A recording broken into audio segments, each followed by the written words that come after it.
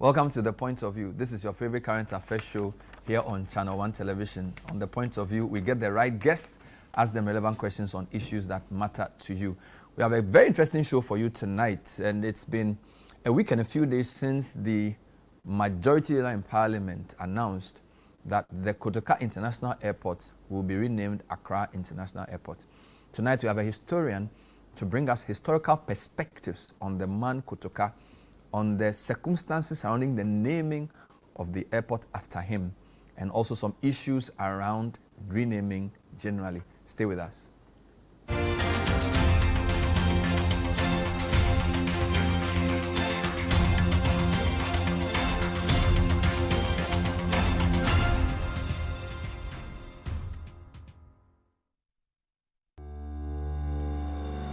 For the past 15 years, St. Thomas Eye Hospital has been setting the pace in Ghana's eye care landscape. In 2011, we became one of the first hospitals to introduce modern phaco surgeries, commonly called laser cataract surgeries, to Ghana. In 2013, again, we became the first eye hospital to start advanced retina detachment surgeries, macular hole surgeries, and other complex vitreoretinal procedures using the MIVS surgical approach.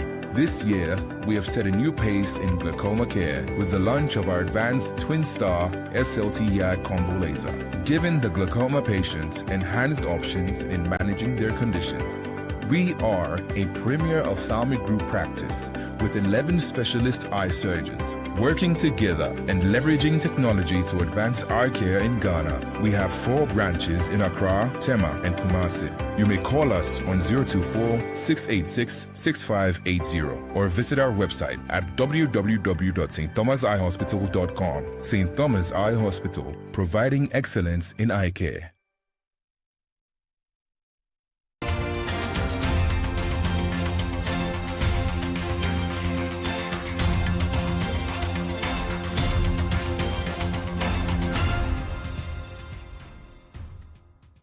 Welcome back. So on the National Fugu Day, the Wednesday announcement, my guest is Kweku Daku Ankra, who's a historian we know on the Channel 1 platform. Kweku, welcome to the show. Good evening. Yeah, good evening, sir. So it's good to talk to you again. Usually when these discussions happen, people discuss from various perspectives. Why is it important for us to have a historical angle to these national discourses? Because even though it started in Parliament with the Mahama Yariga speaking and of course Apenyo marking, why is it important to situate these discussions from an important historical context? Thank you very much. Because normally, when issues of this nature come, it tends to take political angle. And people often will argue based or from their own partisan prism. And as a result, they tend of where I belong, this is where we stand. So those who normally are affiliated with the event will sort of try to defend it, and those who want that event to also be changed also come with their ideas. So then there's the need for historians to unpack this and try to show exactly what transpired, when with objective analysis of the situation, to let people judge for themselves whether the event and what is going to happen is actually right or wrong. So this is exactly what we are coming to do tonight. So we cannot separate history from politics. I recall the name holidays, where under MPPs previously we had the August 4 as the Founders' Day, the scrapping of July 1 as Republic Day, the institution of Constitution Day for January 7. These are important conversations because there's always some politics and also some history, right? Yeah. So normally it is the politician that politicize history. Okay. The history is there. What happens? Why don't we ask ourselves that in other jurisdictions, what they started from the beginning, it is there. And then it reaches a time, if there is a national agitation for the change to come, they also have the conversations about it and they effect the change as they deem necessary. So from the example that you gave, if for instance, everybody know the history of the country, that we know that political party was founded in a specific day of, let's say, 4th August 1947. And that does not mark the Independence Day. And so everyone knows this history, and then let's say you are going to give another day, which is a political party's formation day, as a national holiday. Then this is not history. You are sort of politicizing the period. But if it's 6th March 1957, whether you belong to the political party that was in power that day, it is a national celebratory day where, irrespective of your political party, you got independence and you must move forward. Interesting. Of course, I remember the last time I spoke to you about the renaming, there was a discussion about naming the University of Ghana after J.B. Dankwa. Yeah. And then a lot of controversy. And I think you had to give some history around his role in the setting up of the name. I didn't recall that much controversy when UST was to be named KNUST. Why the difference? How come when UST was to be named Kwame Nkrumah University of Science and Technology, we didn't hear a lot of controversy, but when some people proposed under the previous administration that UG be named after JB Dankwa, what's the difference between those two? So the difference is that normally people want association with how the things came about. So if you look at Nkrumah's role in the KNUST, one, though the original idea of having a second university was part of the colonial objective, and during this time when it was being touted, Nkrumah was also around as a prime minister. So even though the British has not left and colonialism was still with us, Nkrumah, then we wouldn't say there was a total autonomy for the country or the British have total control, no, because the prime ministership or leadership has changed hands. We have gone to election in 1951, and Nkrumah has been elected to become the leader of government business, and as a result, he was the one in the management of affairs, despite the fact that the British have the Governor General serving as someone whose opinion must be sought at all times in trying to come out with policies. So he must give consent to some of these policies as well as laws that we roll out. It is without question. So the idea of a second university was in tandem with what had already happened to Legon being founded, because when Legon was being founded, one of the things that Asante Hene raised was that since the Ashanti's cocoa money is going to be a chunk of what was going to be put into building University of Ghana, if any other idea of a second university should come, it should be placed at Kumasi. And I think Asante Hene made a very important argument, which the colonial government as well as Nkrumah himself as a leader of government understood. So when the idea of second university came, because ideally people would think that Cape Coast is the center in terms of education, so the second one should go there. But Asante Hene also made his bid, a very forceful one, and he was right that chunk of the cocoa farmers were coming from that enclave, and as a result, when the idea of a new university came, the Kumasi Technical University, Technology College, that was the first original. The Kumasi Technology College was booted. Then it came, and it was under Nkrumah. It was during Nkrumah's tenure as a prime minister, but as I said, it's a colonial project. Then over the year, there was a need for expansionism, and within the expansion, Nkrumah contributed as a leader of the country until the university, the college, finally reached its fully fledged university status. All this was done under the Nkrumah's tenure as a president of Ghana. By 1960 going. So this shows that Nkrumah is really affiliated to the bringing up of the university, how he contributed towards its movement from Kumasi Technology College to become a fully fledged university. So there was science no and technology. Controversy around Nkrumah's role at Tech. At Tech, which is no why when the name KNUST was proposed, there wasn't much of a... Yes, because what is there to go and argue about? Okay, maybe people could have said that, okay, let's give it to Prempeh because Prempeh was also part of it. But in terms of bringing up of the university and how it became a fully fledged university, this was solely Nkrumah's effort. So, but how different was that from JB Dankwa and Legon? Legon is not the same, right? Because it's not the same because JB Dankwa actually supported Techi Benson, who raised this issue as the Gold Coast Legislative Council as a second speaker. Okay. When Techi Benson raised the idea or as a leader of the African group in the Legislative Council, that there's the need to name the university, or the need for the university to come about after the Elliott Commission report, and how it was overturned and they fought for it to be returned back as one university for the Gold Coast.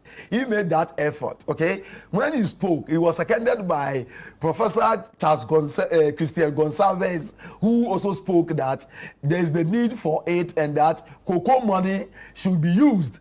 And then Dankwa, who spoke third, seconded what the two have said, and also re-echoed what Gonsalves Baita have stated in terms of leaving the cocoa farmers and go back, because historically, when it was being written, people went and took the legislative Hansard, and then they quoted only Dankwa's version. People often think that he's the one who mooted the idea, but the downside of at that time 1948 is there. So even after that, for the university to come, it didn't end there. They have to form the Bradley Committee. It was Bradley Committee that showed where the university should start, the finances that needed and everything before it became. And that Bradley Committee, Charles Techimenson was involved. Dankwa was not even part of it, of how the university was to be constituted. But why was Kotoka the principal person the airport was named after? So what it happens was that during the coup, okay, the abortive coup, which was done by 120 armed reconnaissance squadron at Reiki Regiment in Togo, who it was led by Sergeant Samuel Atta, and then Yeboah, Moses Yeboah, and then they have Osepoku with them. So they actually mooted this idea, and some was argued that the junta under Canada Assassin at the Parachute Division at Tamale, as well as Major Achab, were also, and then Major Asante were also involved. But over the years, we went during the court martial, they were not involved. They were actually, so it became these three principal members, okay, Osepoku, and then Yeboah, and then Atta. So in the course of it, first they came to Accra, and then they were able to overcome the Flagstaff House, who then used to be the how do you call it, the seat of government. Not the seat of government then. It has become Ghana Armed Forces, their headquarters. So they went there, and then they saw first they killed Kotoka in the crossfire when they met. When they proceeded to, how do you call it, the airport, the Flagstaff House. It was there that they killed Kotoka's Batman, which is Said Grunsi. So it was Said Grunsi. And they killed him, and then they proceeded, while this was going on, Captain Avevo heard it, and he wanted to go in, and he was also shot. Okay, and so that's how they killed him. And then later they killed C.Y. Boklo, who was also there around that time. So was Kotoka killed at the airport? So Kotoka's bullet-ridden body was found there. There, that it was near what is now the forecourt of the airport. There, it was there close to the road. So that's where later they found him after the coup was aborted. So from there, then they proceeded to airport. GBC, and then to the seat of government, which is the Christabon Castle. So at the Christabon Castle, that was where Ankara was there. Osepoku went there, but before they could grab Ankara passed through the window and jumped into the Atlantic Ocean, and then swam all the way from the castle end and went ashore. Are you serious? And fled. Yes, that's what General Ankara did. So this is the NLC, Ankara, Efrifa, Kotoka, being the three architects of the Nkrumah downfall. Ankara swam. And at that time, the only member was General Ankara. Yes, that's he swam all the way through the sea. He's a gunman, and so he's a fisherman. This is recorded history. This is a recorded history. So he swam, so and the Kupis couldn't get him because he swam. Yes, he swam and he went away. Amazing. That is why Osepoku was not shot, because he didn't kill like Atta and Yeboah. I get to the point. So he fled ashore. But at that time, Afrifa was the only one who was not in Accra. He was in Tamale performing a national duty. So the coup, the people then went to the GBC, and they announced that they have taken reins of government, and that in the crossfire they have been able to capture Kotoka, and he has been killed. Unfortunately, counter attack was made, and they were able to apprehend the coup makers. And that led to their being arraigned the court martial. I see. So after you were a court martial, and then they were obviously executed. Yeah, a committee. Yeah. So the leader of the government at the time was General Ankara. Yeah, it was General Ankara. So he survived. He survived. And the Free Fire also was not touched. It was not because he was not in Accra. He was not in Accra. So Kotoka was the only person who fell of the three. Of the three. I see. So which government decided to name the airport after Kotoka then? So he fell in 1967. Okay. So when he fell, this became a moment of, national mourning, because people felt that they have been able to overthrow Nkrumah, and whatever anti-democratic agenda or the way they want to remove him democratically, if they didn't have opportunity to do so, these people were seen as liberators of the time, particularly by the opposition of the time, who realized that without any artificial mode of changing the leadership, there will be no need there will not be opportunity for them to come. So they were also involved. Most of them have become members of the NLC. And so when the idea was mooted about how to commemorate the sudden pass of General Yike Kotoka, what they thought of is that to do something to kind of immortalize his memory for what he did to overthrow Nkrumah's regime. Okay. And so they came out with the General Kotoka trust decree. And trust decree had a lot of people. Okay. So this trust decree was 1969. Yes. NLC decree. So this was still under the Afrifa Ankara government. Yes. This was before Buzia came. Buzia later came on to codify it democratically into an act in 1971. So the NLC decree that you refer to, we have extracts here. I have some very interesting names, which maybe we can go through here. So the creation of the trust is established a trust known as General Kotoka Trust Fund. Yeah.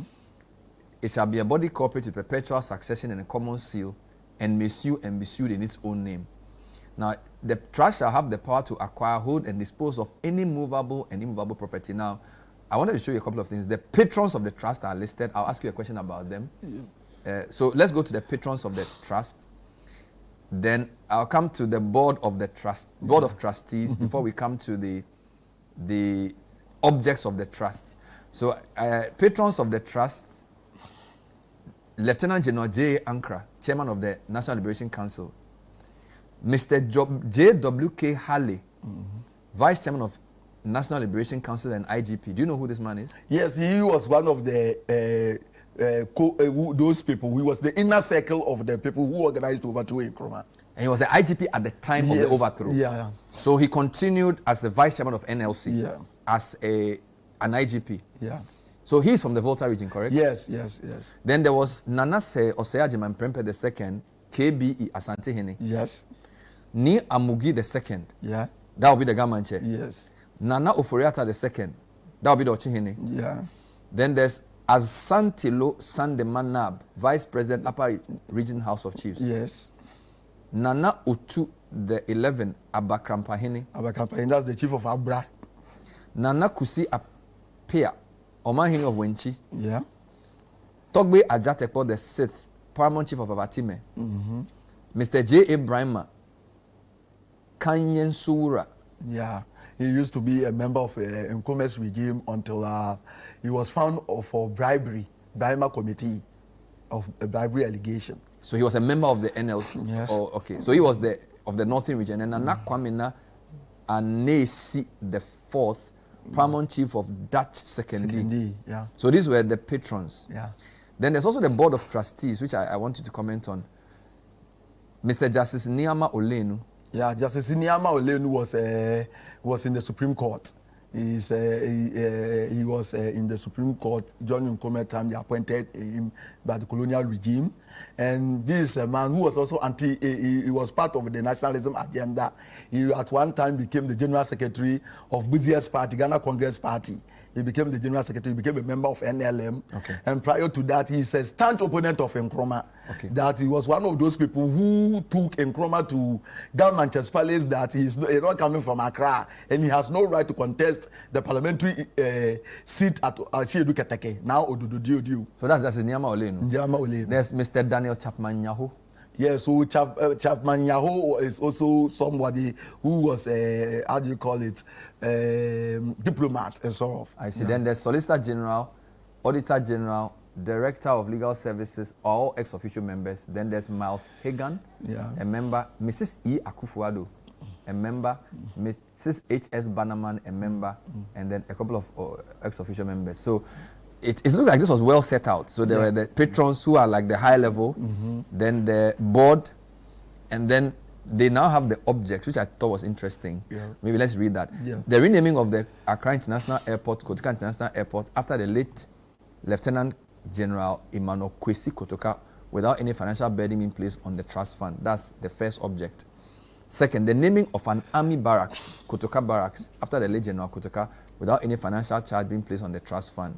See, the erection of a statue of the late General Kotoka as a warrior in full battle dress at the spot where he fell, near the Accra International Airport, and the creation of a quiet garden in the area surrounding the statue. That's C. D. The acquisition by the trustees in favor of the trust of that portion of land situated at the Accra International Airport, where it is proposed to erect a statue of the late General Kotoka and to create a quiet garden to surround it. E. The provision of tombstones for the late General Kotoka and other gallant soldiers who fell during the insurrection of 17th April. F. The acquisition and furnishing of a house at a total cost not exceeding 17,000 cedis for the widow of the late General Kotoka, Madame Monica Kotoka, for life, and thereafter in equal share to her children by the late General Kotoka, whose names are set out in the first schedule. And then the acquisition and furnishing of a house, the amount is listed for the widow of the General, and also for Madame Ethel Nokai Kweno for life, and thereafter to her children.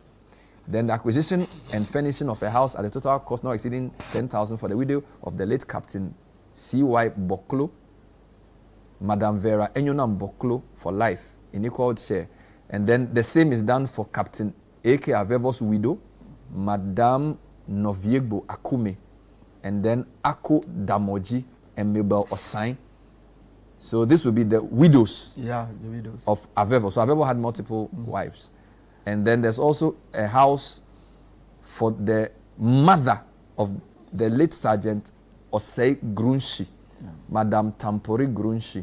And then there's other things they list there. So it was a very elaborate, which means that the trust, even though Kotoka was the main beneficiary, there were other beneficiaries too. Yes, so the intention was, as for Kotoka, it was to immortalize it, because it was there were three leaders, then heading that NLC. You know, when they do coup, they do their own council, and the council members, the leadership. And for the military phase, you have General Ankara, you have the Kotoka and Afrifa. They were the major phases, because they believe in those in the military, and I respect that it's have.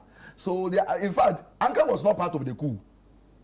So was Kotoka. Kotoka originally was so was Afrifa originally. Really? So Halle, Deku, and Kotoka, and there are other conspirators. And later so the 66 coup, Halle, IGP, Deku, and Kotoka were the key. And others, the few. People believe that because they wanted to look so, how do you call it, national. Other than that, they will look like the airways were the one who was staging the coup. So the idea of trying to move away, if you read Soldiers and Military and the Soldiers in Ghana, book by Simon Bayham, you talk about this analysis, okay? And then in that work, you talk about the military, how to sort of de-ethnicize some of the military structure. So Afrifa came in, and then... So Afrifa was from? Afrifa was an Ashanti, okay? Then you have Ankara. Ankara was suggested, according to, if you read the book by Justice A.N.E. Emisa, he said when they were going to speak about the coup, they didn't even know much about what they were going to say about removal of Nkrumah. So he crafted Ankara. Justice A.N.E. Emisa. He crafted He's a Fanti Garman, okay, and he became Appeal Court Justice, and later Professor of Law, and became the head of University of Ghana Law School. Let's take a short break. When we come back, we'll go through this again. We are just trying to understand the history around Kotoka and then also link that to the renaming. We've read to you portions of the trust set up in 1967 originally, 69 originally, and then later on it became a bill. We'll now come to the controversy about the renaming and those who have been proposing for it to be named after either Kwame Nkrumah or some other significant national figure. This is the point of view. Don't go away.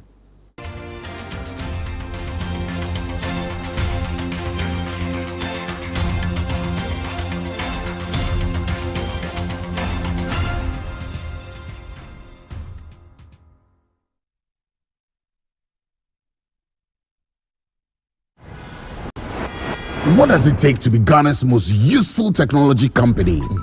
Is it the fact that we've been connecting businesses to their customers for over 20 years? Or that we power more than 12% of all electronic transactions in Ghana? Maybe it's that we are everywhere. From Accra to Ho, Kumasi to Tadi, Cape Coast to Tamale. Or is it that we safely process more transactions than any indigenous tech company here in Ghana? Or we deliver faster, we transfer safer, or we make businesses and life just a little easier? But what truly makes us Ghana's most useful technology company, it isn't the speed or the numbers. It's the people we connect, the dreams we keep moving, the communities we bring closer every single day. You prove every day what usefulness really looks like. We give you the tools, you provide the proof. Haptel, useful every day. Smile, Look lively, okay? Smile, smile.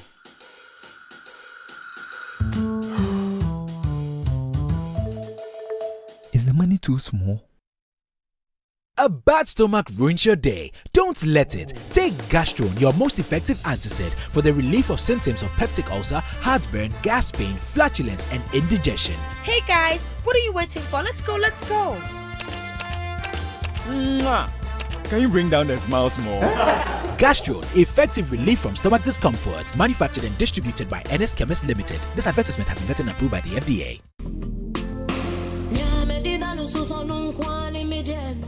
This Valentine, love deserves a soundtrack. A night where hearts beat as one, where melodies speak the words you cannot say. Join us on the 21st of February for an unforgettable romantic Valentine concert, Shades of Love. Featuring soulful live performance from Akwabwa, timeless love songs, and an atmosphere made for romance. Bring a special someone or come and fall in love with the music. Venue, Sen Garden. Date, Saturday, 21st February 2026. Time, 7 p.m. For tickets and reservations, call 0243-254416. This Valentine, don't just say I love you.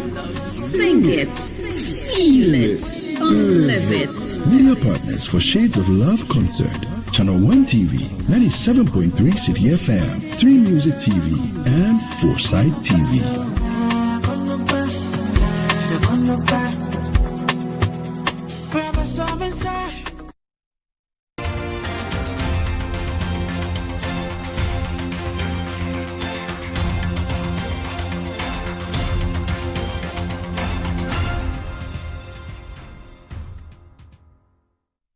Welcome back. So the point of view tonight is more like a history lesson around the naming of the Kotoka International Airport in 1967 as the, of course, it was called Accra International Airport. The majority wants to essentially announce that there will be a bill to change the name back to the Accra International Airport. Kweku Dakwankra is my guest.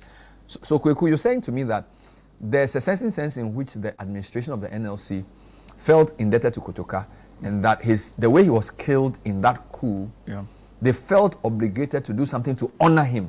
Absolutely. For his role in overthrowing Nkrumah and also being a prominent figure of the NLC. Yeah. Okay. So it was the NLC under Afrifa and Ankara who started this process. Yeah. So the airport was named under NLC. Yeah. So when Buzia won the election in 69-70, he perpetrated this. In fact, by 69, Ankara has fell out. Somewhere along the line, there was an issue of allegation, bribery allegation against Ankara, and as a result, have to give way to Afrifa to take over from there. So Ankara was the chairman of NLC. Yes, was the chairman of NLC. And Afrifa eventually became the head. It became the head by the time we reached 69. And then NLC introduced democracy, but CPP was banned. Yes, CPP was banned. So Buzia's party won the election then. Yeah, so what happened that immediately after the coup, the CPP is Nkrumah was declared banned, and some of his members like Ambrose Yankee, Boy Moses, aka Indede, okay, and Matthew Aka. These 4 people were declared persona non grata, and £10,000 was put on their head for committing murder and killing people, and that anyone who will find them anywhere should bring them home to face justice. That's what the military put out. Later they increased Nkrumah's money bounty. Bounty on his head to £100,000. That anybody who finds Nkrumah should bring him. Should bring him. Wow. So this is how they did it. All the political party activities was prescribed. So when NLC decided to organize elections, CPP was not part. So in 1969, there was the need to recraft the Constitution of 1969. One of the major thorny issue that happened at the Constitutive Assembly, then crafting the Constitution, was the two issue, very boiling one, and later became problematic. First one was about people's prescribed organizations that came to that decree, and that decree stated that CPP and its members are prescribed. So that's his first one. And when this was being debated, Peter Alajete opposed it and gave legal argument that this would not be different from what they accused Nkrumah of doing with the so-called one-party state of 1964. The most, for me, cogent argument was raised by James Mensah, lawyer James Mensah, who has been chair of the Ghana Airways. That is the father of our brother Andrew Sejapa Mensah. He made arguments at the assembly that when you are setting a trap for your enemy, don't make it so big that sometimes you yourself, when you fall into that big trap, make it small so that you can climb up. So that's what they have said they are prescribing party. It will affect some members. So he also didn't agree with the banning of CPP. Yes, and then he went on to argue about the second argument about people who they claim that they were CPP members, they should be banned when they are found fault from any committee of inquiry. His argument is that the formation of the committees of inquiry has been given too wide a spectrum that they can investigate you and you will not bring a lawyer to the committee, and the committee will find you guilty, and when they find you guilty and the committee says, as for you, because of what you did under Nkrumah's government, you can no longer serve in any capacity in the democratic government, then that is the rule. You can't do anything about. No court can challenge it. So they brought this kind of things, and James Mensah was really aggrieved about that because he knew that it was going to affect somebody. And truly, he was like a prophet. When the 1969 election was run, someone like C.K. Tedem, who was a CPP member and has become a Progress Party member, won the Kasana Nankana seat. And when he won, his opponent, lawyer A. Luguteri, took him to court that under that rule, that anyone who has served under Kwame Nkrumah's government and something has been found on him, it makes him incapable of contesting for election. Wow. So it was sent to court. And then the court ruled against C.K. Tedem. So he won a genuine election. He won a genuine election. And based on what they have put in the constitution, it made sure that C.K. Tedem never saw the inside of the parliament. So a new election was run there, and he went and brought his niece, Catherine Tedem, who came to contest and won against Elugu Terry. It is there. Wow. Not only that, how do you call it? Lawyer Francis Awono-Rena, who has contested with Komala Abudibudeba at Awono, Bodema also won. That is why Bodema didn't become the leader of NAL in Parliament, and the mantle had to fall on GK Agama. What happened was that when they went to the 69 election, Bodema won. And then Francis Awono Williams also brought, just like Elugu Teller has done. And the court ruled against Bodema. And Bodema could not have to also walk away from Parliament. And they do a new election. So this law that prescribed people who had been affiliated with CPP was bound to catch a lot of people. And you raised this point to suggest what, that some of the things Nkrumah was accused of by the people who overthrew him, some of the laws they set up were also not democratic. What I'm trying to say is that the advice that James Mercer has warned when they were crafting the law, that when you are setting a trap for your friend, do it small so that when you yourself you fall in, you can climb up. Has court secreted them. One of their own members, and it's not only him, it was all over. People have to go to court based on that because of their former association to the CPP, and now they were UP members. And all of this is happening. PP members. All of this happening under Buzia's government. These things happened during the 1969, the crafting of the Constitution, 1969 Constitution.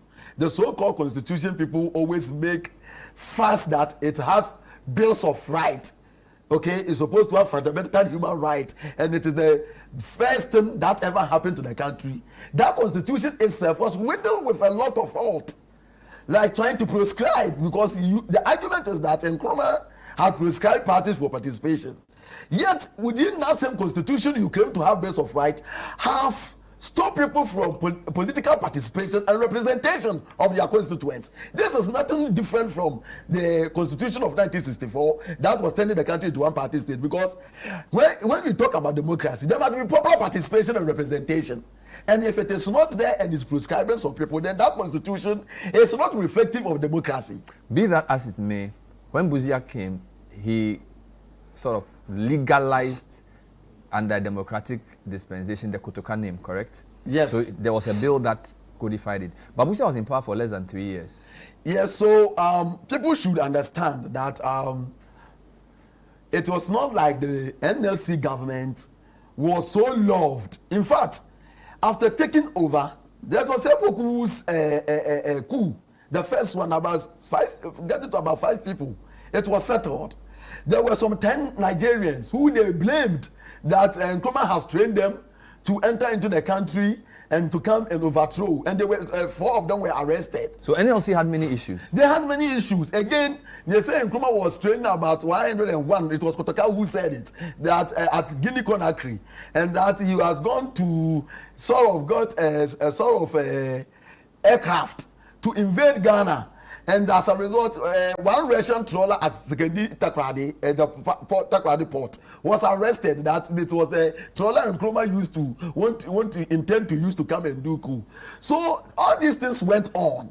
So it is not that the regime was so loved that there were no counter coup. In fact, in my last interview with Ahumeka Lindsay's father, Ahumeka at Cape Coast, he also do some counter coup and he was arrested. So it was not that the pro-Nkrumah's group went quietly. They were a thorn in the flesh, and that is what gave the impetus or the energy to the Operation Guitar Boys to try and overthrow the yes, NLC. And they named it Operation Guitar Boy because in the December of 1966, the popular song that was in West Africa is Sir Victor Owafo song, which is Guitar Boy. He sang some to Mami Wata Guitar Boy, as well as, so in Guitar Boy when he play, the chorus, one of the choruses is Mami Wata, but who is this musician? He's a Nigerian high life maestro. Called what? Sir Victor Owafo. So his song was Guitar Boy. Guitar Boy. And he is the same man who sang that song you always sing, you don't know, Jolomi. Joli. He sang that song. He sang that song, and that is how he went global with his song. When we come back, we'll find out why subsequent governments did not try to change the name and whether they are, now that this government has decided, or at least has announced intention to change the name of Kotoka International Airport, whether the suggestion that it should be named after a person holds, or whether the Accra is enough. This is the point of view. Stay with us.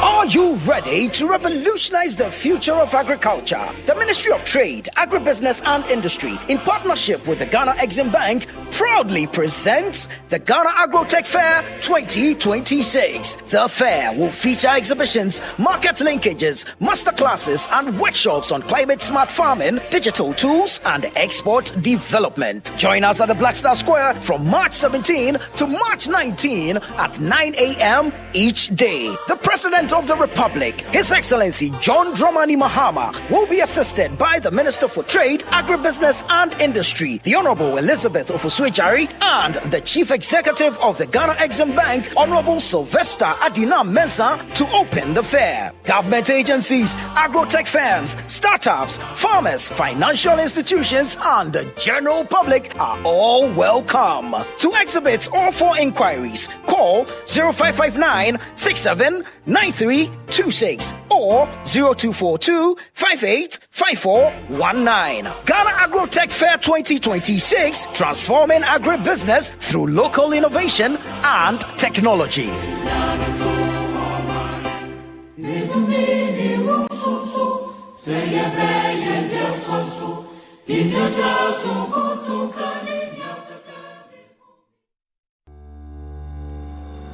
For the past 15 years, St. Thomas Eye Hospital has been setting the pace in Ghana's eye care landscape. In 2011, we became one of the first hospitals to introduce modern phaco surgeries, commonly called laser cataract surgeries, to Ghana. In 2013, again, we became the first eye hospital to start advanced retina detachment surgeries, macular hole surgeries, and other complex vitreoretinal procedures using the MIVS surgical approach.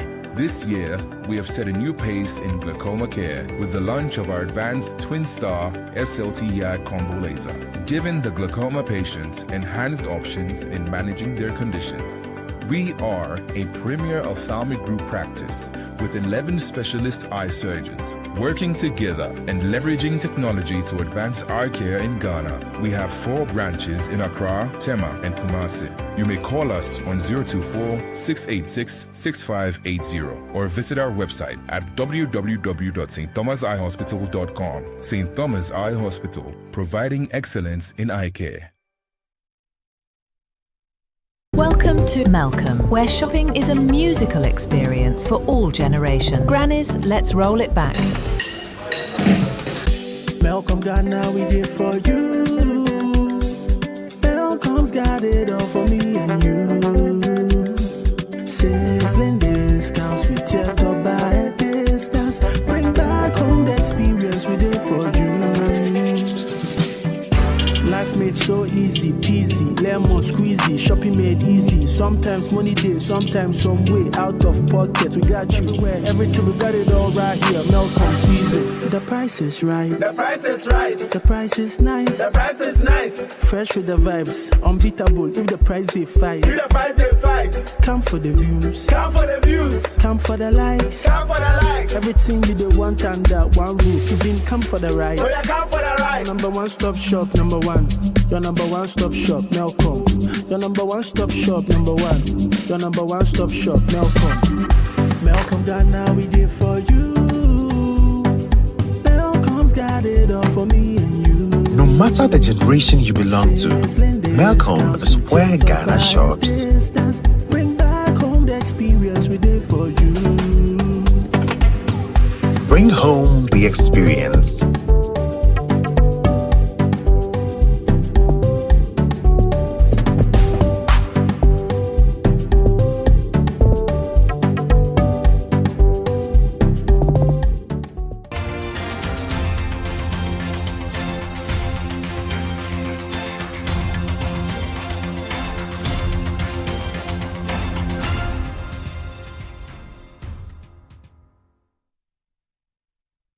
So we're discussing the change of name proposed for Kotoka International Airport. Kokuda Krankra is a historian who is giving us different perspectives on some of the issues around this. Of course, Kotoka's role in the NLC, in the overthrow of the CPP, and his tragic death in an attempted coup was what endeared him to the public at the time. And indeed, he's explained why in 1967 the Kotoka Trust was set up, not just for him, but for other people who died in the 17th April 1967 insurrection. And we've also spoken about Buzia's government a bit. So Buzia was overthrown by a champon. Yeah. A champon for some people was more amenable to the ideas of Nkrumah. Yet he did not try to change the name of the airport. So before neither did Rawlings. Yeah. So let me dive in.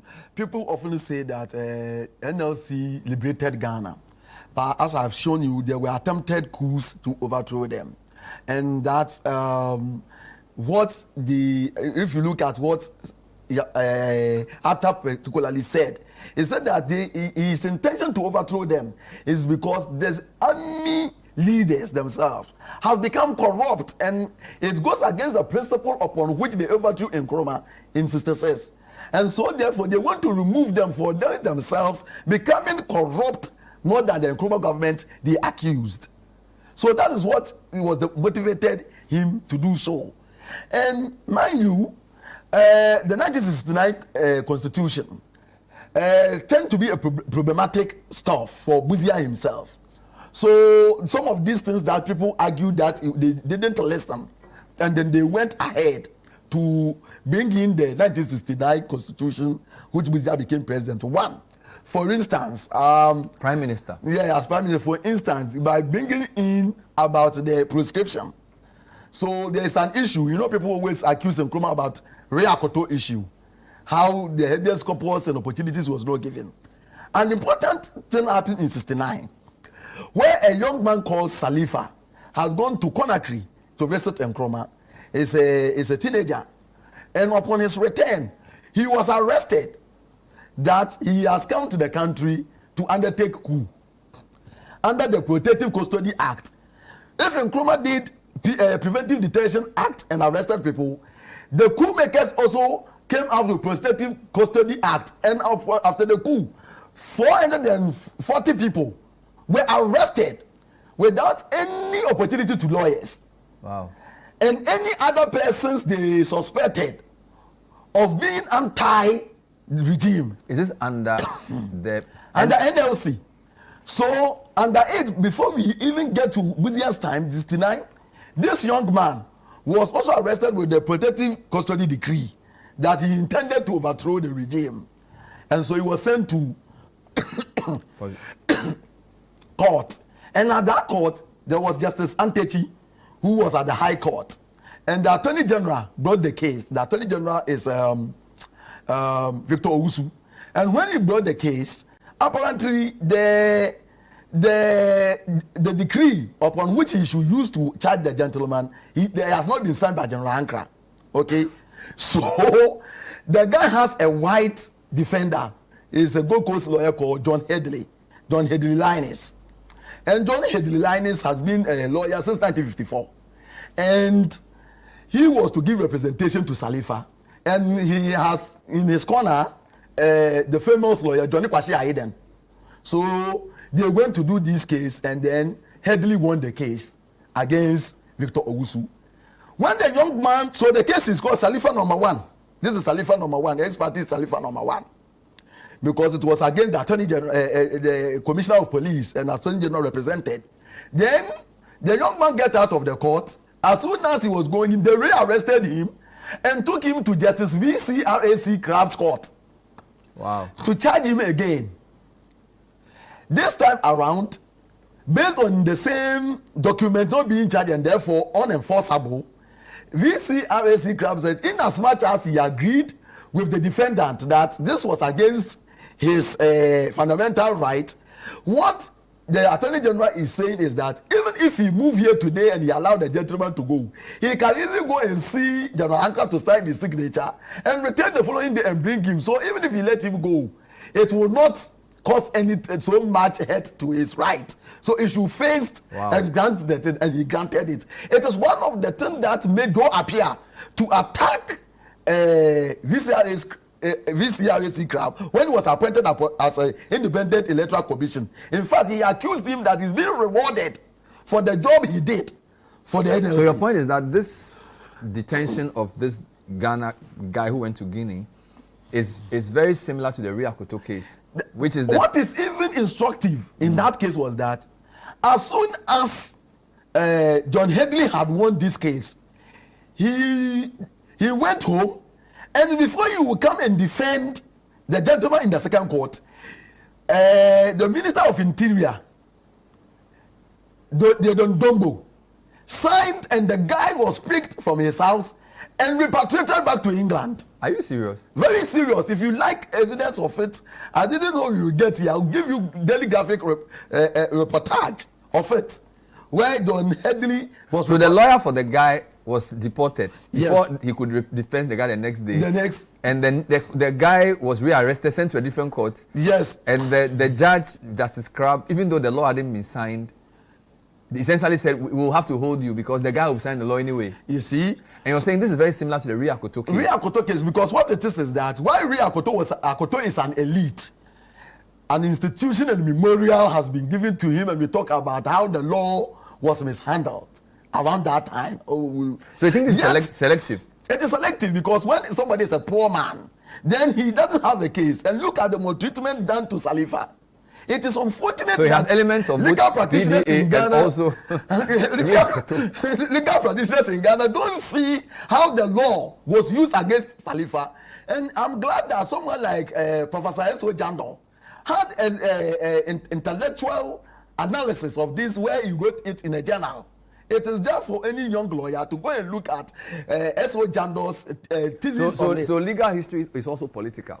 For a very long time. So the way the PDA is used, of course, we don't support it, but you're saying that even under NLC, they did the same thing. Yes. And also the Ria Koto case that is famously used as one of the ways a farmer asserted his rights against a dictatorial government. The NLC did the same thing in this particular matter, in your view? In the same view. I see. And we come again to what is called people accused in Nkrumah of alien compliance, alien deportation act, where Alhaji Ahmedu Baba, Lalami and others were deported to Nigeria.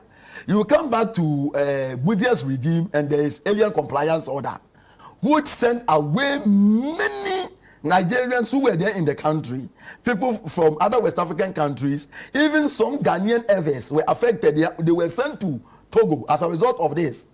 And today, that is at the crux of why NPP is not even loved at all in the Zongo communities. Wow. Because prior to that, UP tradition, okay, which NPP and the Progress Party came from, were the base of the Zongo because of the Zongo chief like Ahmedu Baba, and they had their political party, which was called Muslim Association Party, and during the Avoidance of Discrimination Act that created opportunities for parties based on religion, secular, tribal, and so on to all come together in the formation of the UP, MAP or Muslim Association Party was swallowed into that organization. So it means the Zongo communities were with the UP tradition. As a result of this policy of alien compliance order, of deporting people in the country away, which affected the Muslims, in people who were Muslims and in the Zongo communities, who were Nigerians, the Yorubas, people were forced and they have to sell a lot of stuff. It is like what is happening in America today, where Trump is using any extrajudicial means to start people away. This happened in the country under alien compliance order, and the outcome is the long-term inability of MPP to eat into the Zongo community. So in summary, look, we've moved away from Kotoka a lot, but my question was, how come since, of course, Buzia supported the naming, how come Echampong, Rawlings, Liman never sought to remove the name? Because people perceive all those three as not being on the right. Echampong was seen, if you look at his policies, In fact, he was head of state when Nkrumah's body was brought back. He gave him a state burial. So how come they never tried to change the name? So what it is that Achampo may not be pro-Nkrumah, as people were saying, but his government was dominated by them. Okay. People who contributed a lot, and he was also imbued with he realized that Nkrumah's plans were good for the country, so he tried to replicate what Nkrumah started. You talk about the B-Dam, electricity expansion, and major things that Achampo operation, feed yourself, is Pan-Africanist idea, self-reliance, and so on. So his position in terms of policy, it makes him look like an Nkrumahist, and that is what happened. And during that period after the overthrow of Buzia in January 1972, people also clamored. If you go and read the newspapers of the time, there are a lot of stories who said that no, change the name back to Accra International Airport and not Kotoka, because what he came to do, after all, we thought the regime will change things. They couldn't change anything. Things they accused Nkrumah of, they have themselves are done even worse than that. So bring back the name. But then Achampo couldn't do that because he was a military man. And military men respect their fellow military men, irrespective of their differences, because if an officer falls, he has to be remembered. So Achampo will not. And so clearly Rollins will also not. Rollins will also because not. also a military man. Very good. However, it was Liman's government who then had an opportunity to have changed that. Unfortunately, they didn't have much time in government when they were also overthrown by Rollins again. Final question. The government has decided to change the name to Accra International Airport. Some people think it should be named after a person.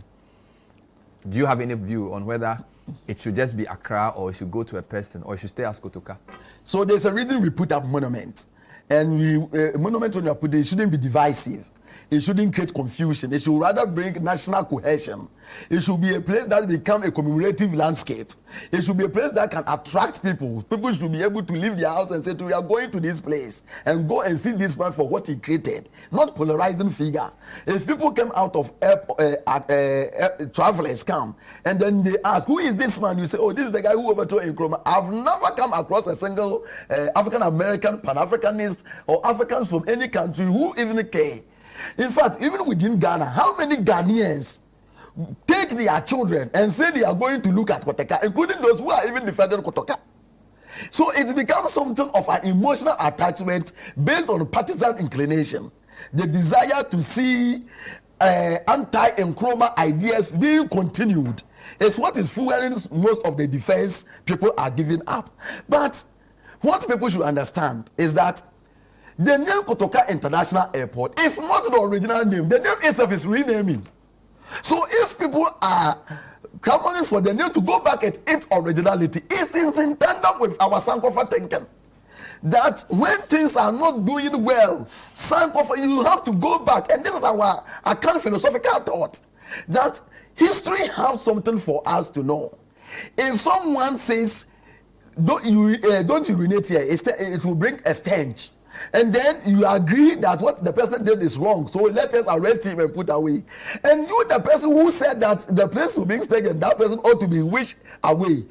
We have given you mantle, and you rather come there and you do not only urinate, but you defecate. It means you have gone against the very tenant upon which the mandate was given to you. So that is what people are talking about.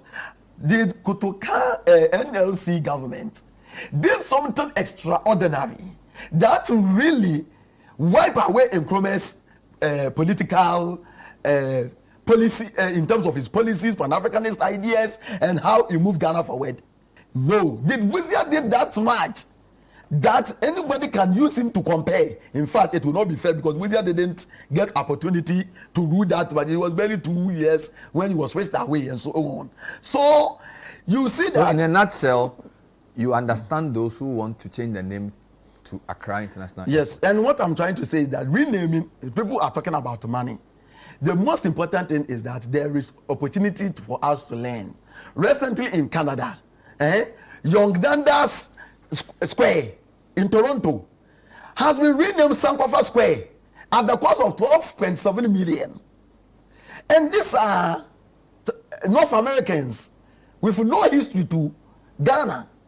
But Young Dundas Square has been renamed when they found out that Young Dundas was involved in delaying in the passing of the abolition of slaves. Today in Germany, Mall Street, Marienstraße, has also been renamed into Antoine Arnault Highway.